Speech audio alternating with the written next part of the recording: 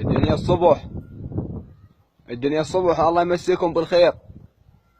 يا عمي مشان الله بدي اسولفكم السالفه، عطاري السالفه هذيك قولات اللي قالها.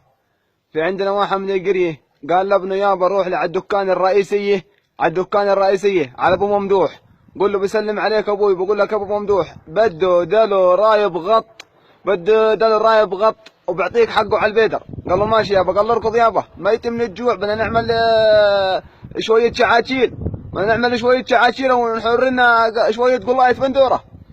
راح الولد قال له بيسلم عليك ابوي يا ابو ممدوح، وبقول لك ولد رايب غط وبيعطيك حقه على البيدر. قال له والله يا عمي روح قول لابوك انه انا وقفت الدين.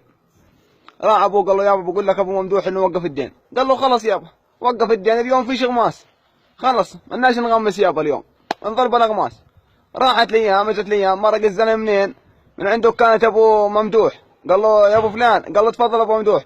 قال له يا عمي بدي الدينات. قال له انت بتدريش؟ قال له شو مالك؟ قال انا وقفت الدين، وقفت السداد، كما تدين تدان. هذا وقف الدين وهذا وقف السداد، وبقى انتو يا عمي مالناش تلفونات، جاعل لا حدا كنكن وجاعل لا حدا بنبن. ايه خلاص مالناش. هي يا شركة زينب، يا شركة أمينة، يا شركة موملي، يا عمي مشان الله شو بدكو حق ليرتين ضريب وما نعرف وشو، كل يوم رفع يزموتنا. طيب شو اللي لابس جاكيت حقه نص ليرة، موتنا ما فيش قرشين، ما جعل لا حدا كان يا عمي، احنا بدنا نعارض، خلص ما لناش تلفونات، بدنا ناقص منها.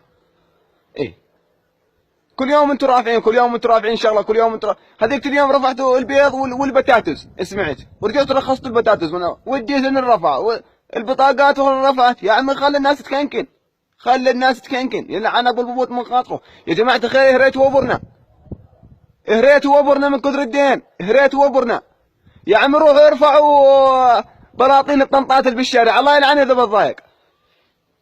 طيب الدجاجات بس راح بمراحن، بدنا بيض، بدنا نغمس حزانه.